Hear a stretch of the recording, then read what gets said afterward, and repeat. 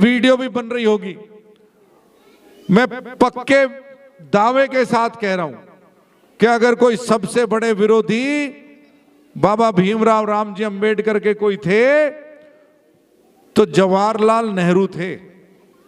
वो अगर अपने अपनी कुर्सी पे बैठ जाएंगे तो ज्यादा व्यवस्थित कार्यक्रम हो जाएगा।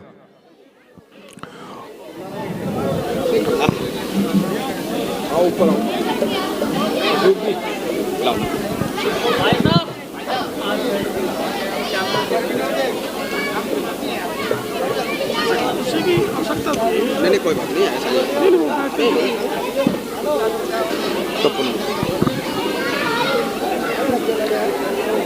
बोलो बाबा भीमराव अंबेडकर की। बाबा भीमराव अंबेडकर, बाबा भीमराव अंबेडकर, बाबा भीमराव अंबेडकर। जय जय जय जय जय भीम, जय जय जय जय जय भीम।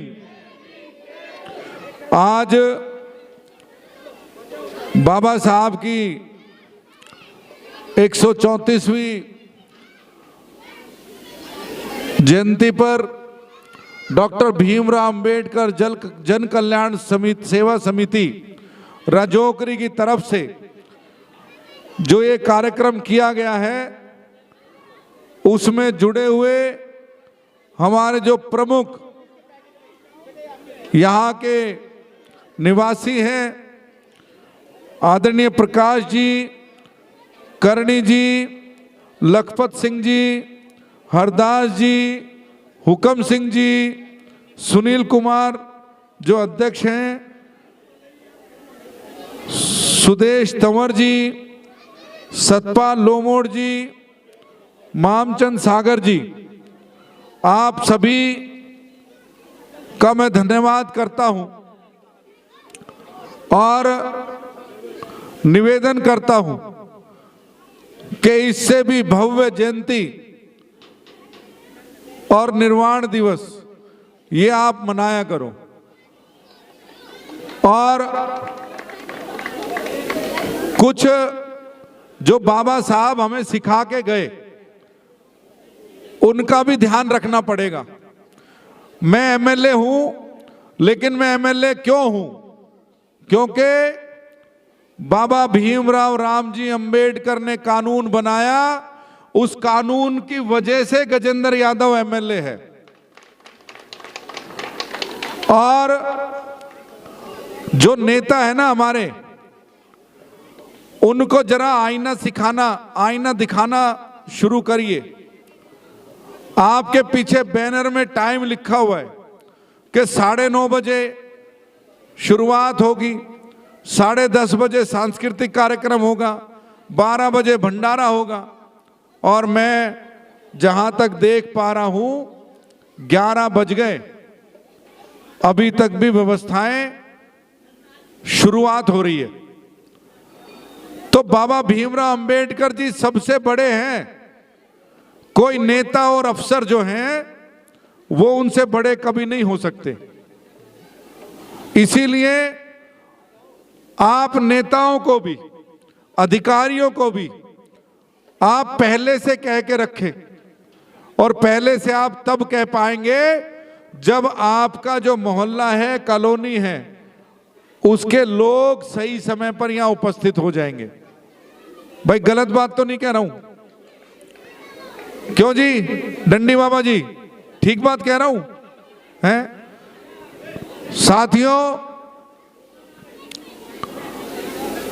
आदरणीय डॉक्टर भीमराव रामजी अंबेडकर जी वे शिक्षा पर बहुत जोर देते थे।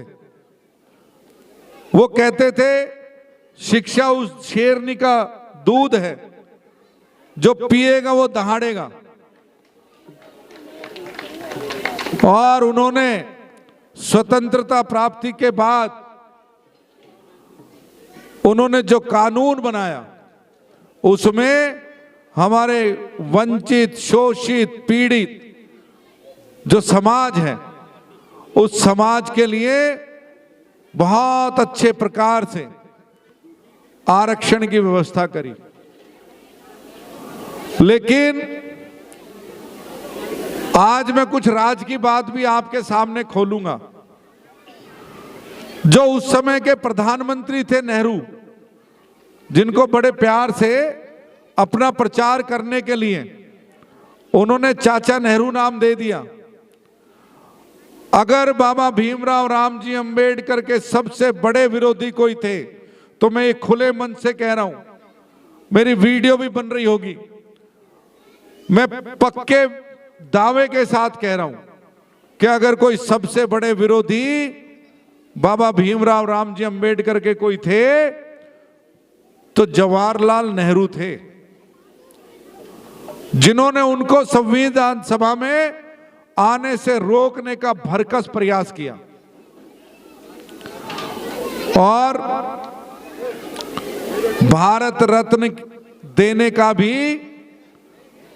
उन्होंने कोई डिसीजन नहीं लिया, जबकि दे सकते थे, प्रधानमंत्री थे, दे सकते थे, उन्होंने नहीं दिया।